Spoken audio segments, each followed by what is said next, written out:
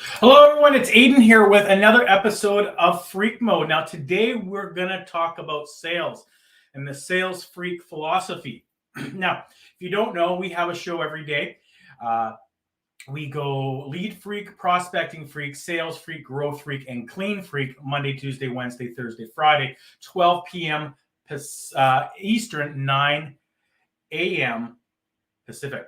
So today I want to talk to you about the absolute critical importance of understanding having a sales process. Now, this was absolutely revolutionary for me. As obvious as it sounds, most people don't have a sales process that they go through or that they follow. I've worked with hundreds, if not thousands, of salespeople in my career. I've gotten in the car and done hundreds of hours of windshield time talking with them, what have you, as we're going from call to call. And sometimes in the country when it's 2 or 3 hour drive to a call.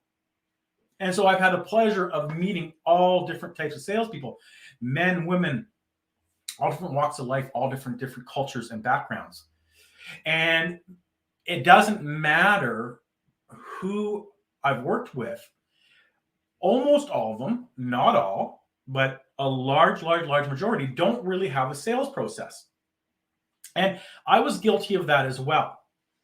But when I was doing in the late 90s, I think it was 98, 99, I was doing Brian Tracy training, and the trainer that was teaching the Brian Tracy stuff at the end spent about 5 minutes explaining a book called Spin Selling by Neil Reckham, and the spin was an acronym. And at that time, he went over it very quickly. It was not part of the Brian Tracy curriculum, but he mentioned it.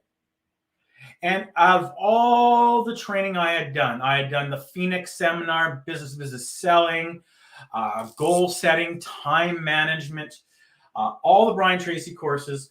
I had read, Anthony Robbins. I had done other courses that were similar. And no one gave me a formula. No one gave me an easy to remember process. I was young. I had a young family. I didn't have the time to spend hours and hours reading. I didn't have the time to spend investing in myself after hours. If my company helped me do it and it was between, 8 a.m. and 5 p.m., okay. But the minute I was home, I had young babies, a young family, and I didn't have that type of time to do that. So, having tapes in my car as I was driving, all that stuff, that window between 9 and 5 allowed me to kind of invest in myself. And when the kids were asleep now and again, yes, I could read and stuff like that. But for the most part, you've got young kids, you know how it is. So I had taken all these courses. I had all this time invested, and I was learning these different things, but I still didn't have that secret sauce. I knew, okay, to ask questions a little bit better, do some identifying, handle objections. I started learning these things as I went along instead of just kind of winging it. But it was in that 5 minutes at the end of the session that he explained the spin selling philosophy. And spin is not as revolutionary now as it was then, because the internet, I believe it was out, but it was not anything yet. I don't think there was Sandra Bullock's movie The Net was out yet or anything like that. So if someone said the internet, you kind of didn't really know what it was. In fact, I know that was 98, I think it was.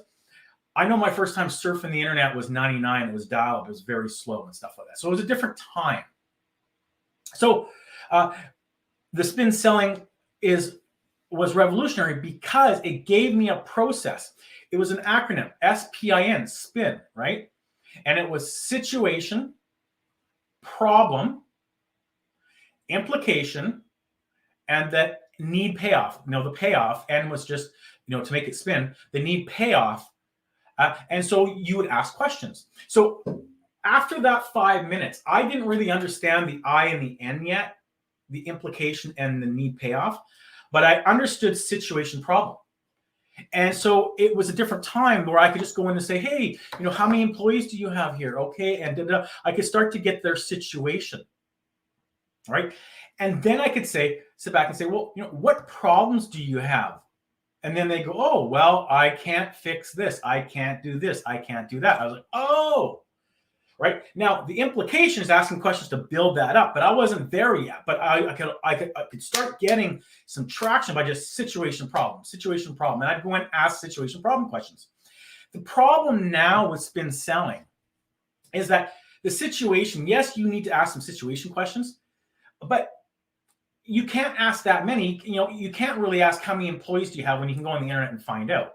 You can't really ask, how long you've been in business when, you can get away with a few, but not many, because people can get annoyed, right? Because they know you have that information readily available on your phone 5 minutes before you even went into the call. You could check that stuff out. So that was a different time. And problems, people needed you to fix a problem. The internet was not new. No one had a computer in their hand.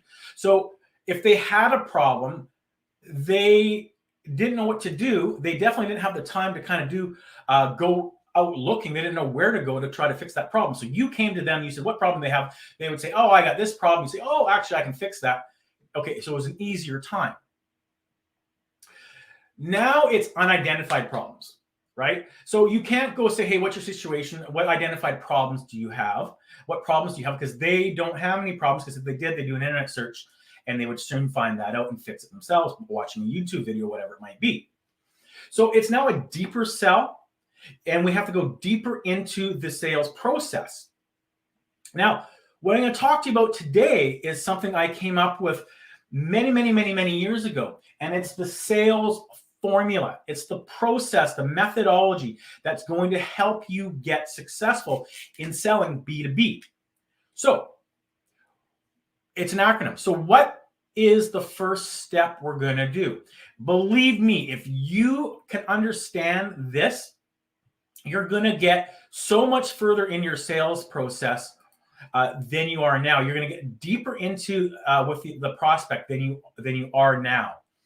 That I am very certain of.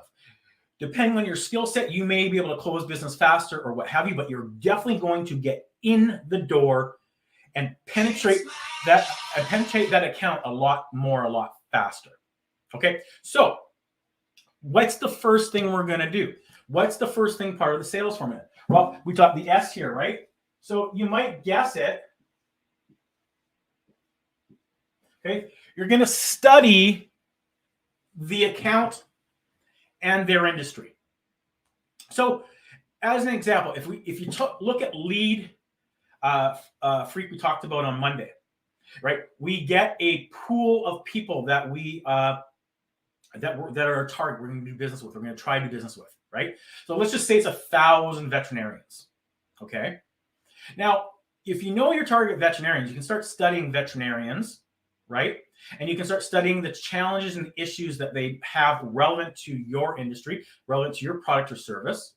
Okay, so you can study the industry with a blanket 1,000 leads or suspects. Okay, now you start prospecting, and some are gonna not respond, some are not going to open, and some are going to open.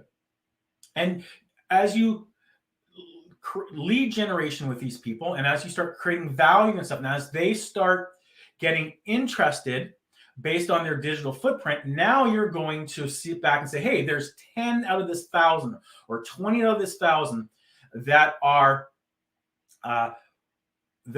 demonstrating interest. They have a lead score of 25, 30 points. They're clicking this, they're clicking that. I'm now going to then focus my time one-to-one on them, and I'm going to pick up the phone and phone them. I'm going to do an email, what have you. So now you're going to study that particular customer. So you might quickly go to their website and sit back and say, okay, they have 5 locations. They specialize in this. They've been around since 1998, what have you, and you've got some familiarity with that account.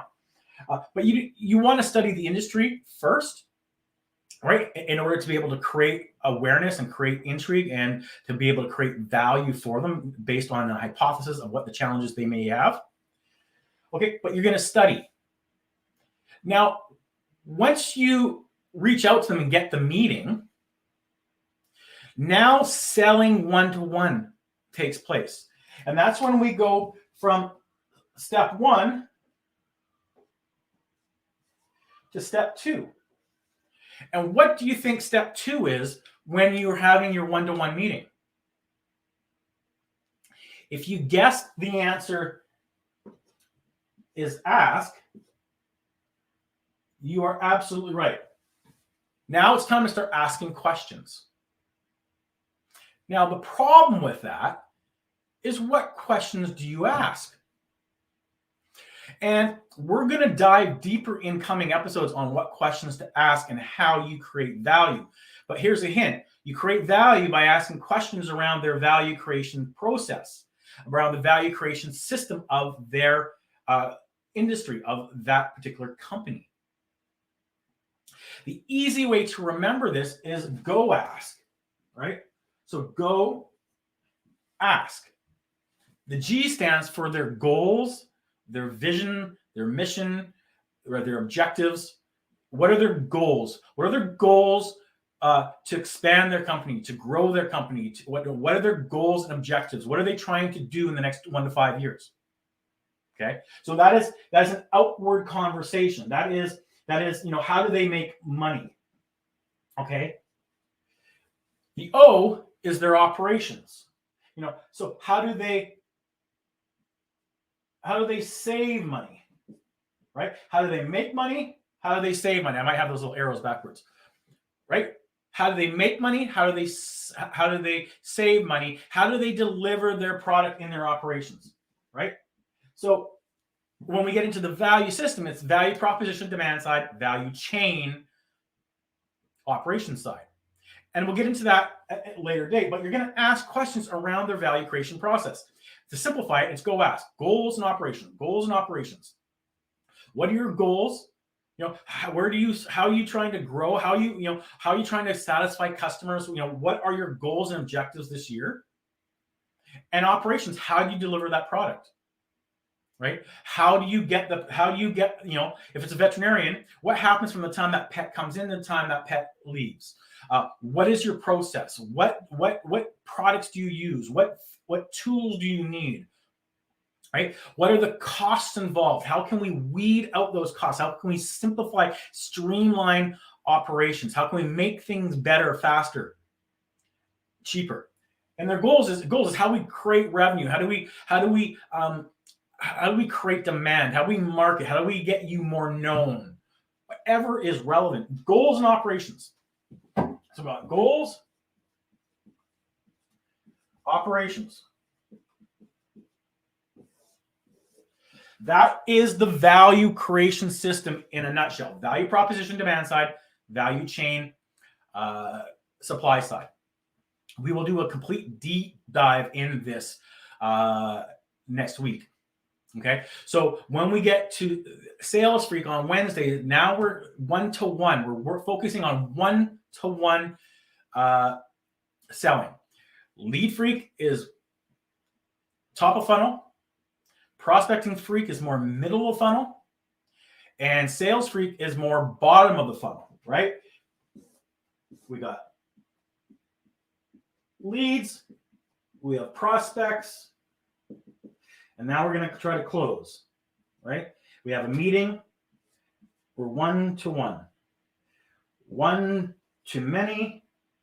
And prospecting is a bit of both, right? One to many and one-to-one. So top of the funnel, one to many. Middle of the funnel, one-to-one, one to many, depending on the systems and processes and practices and tools you use. And closing or sales is one-to-one. That's, asking questions. And that's what we're doing. So when you're asking questions, you have one objective and one objective only. And that is to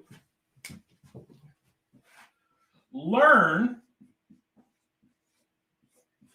through asking questions on operations and goals, it's to learn if what you think their challenges they have are right. So if you have called on 5 or 10 vets and regardless of their size, you are going to start to understand the challenges that they have relevant to your product or service.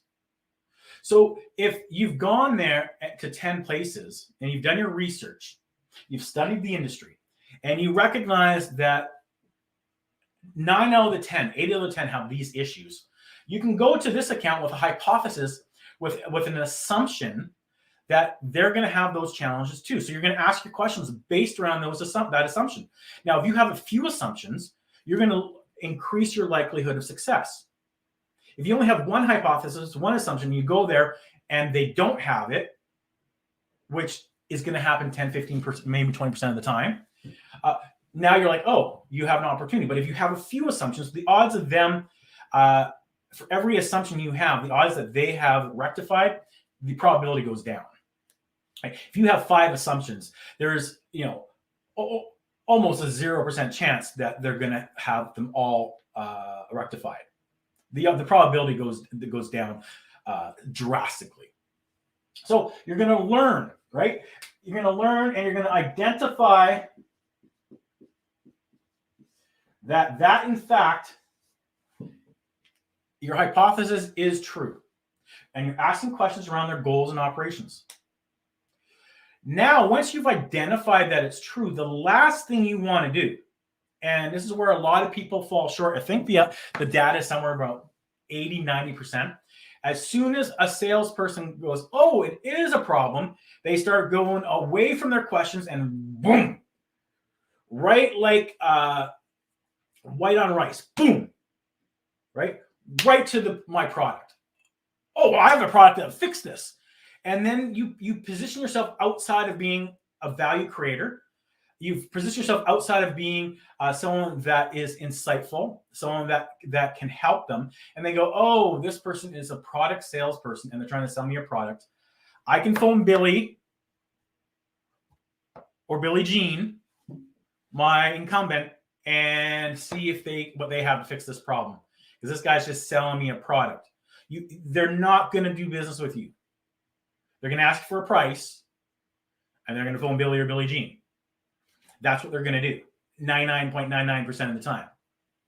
However, if you learn and identify that your hypothesis, your assumption is true through the questions you ask, now, like spin selling on the implication, what's the implication?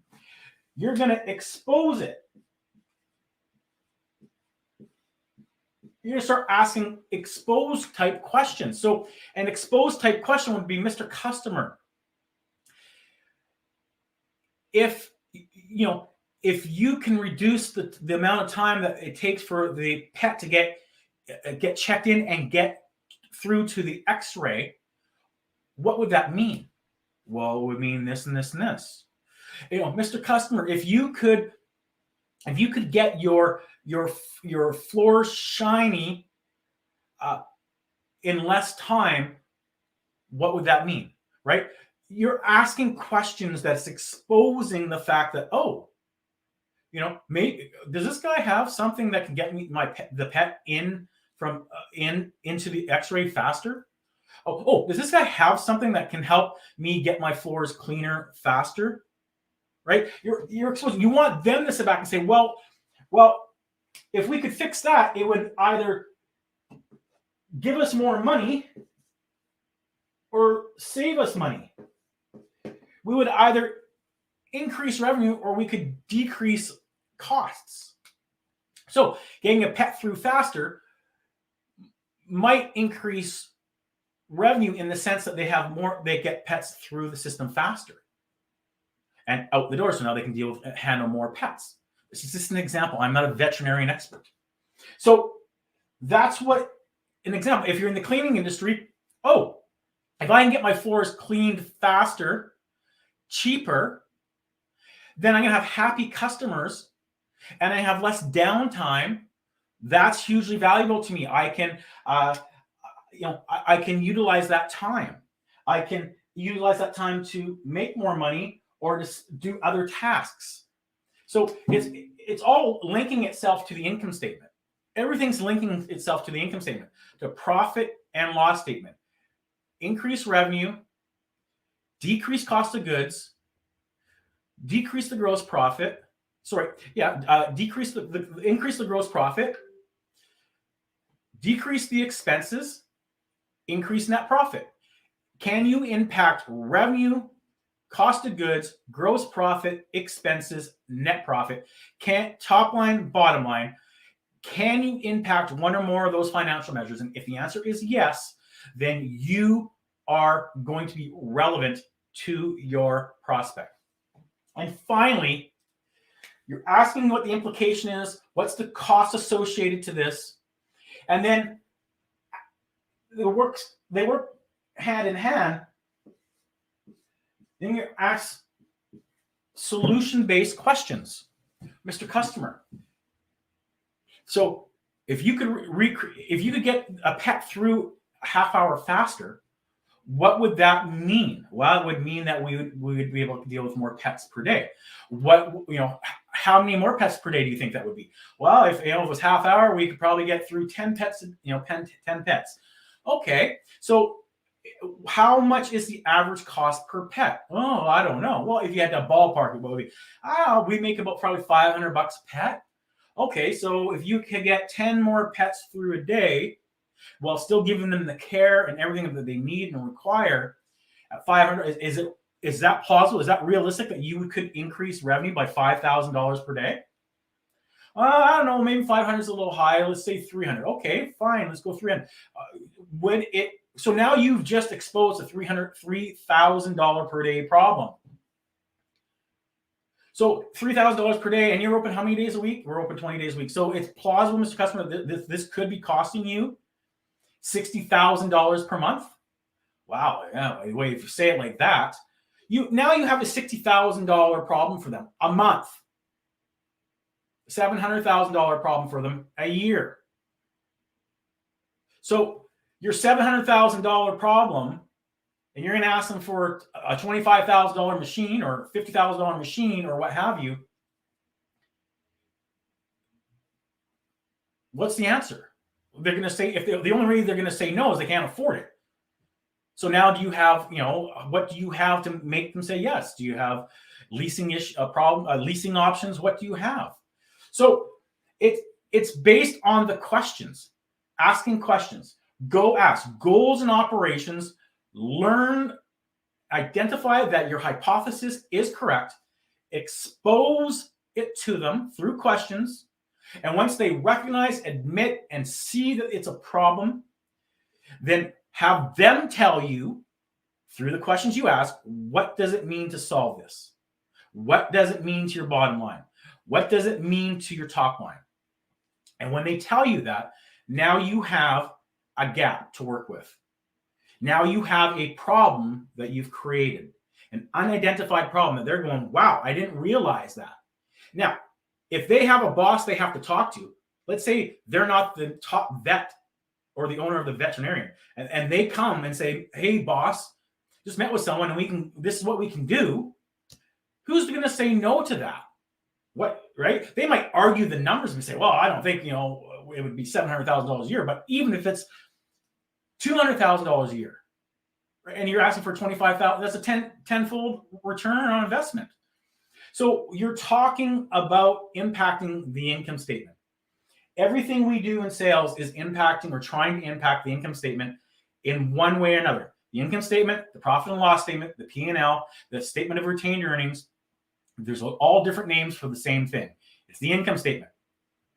And companies improve the income statement through their value creation process.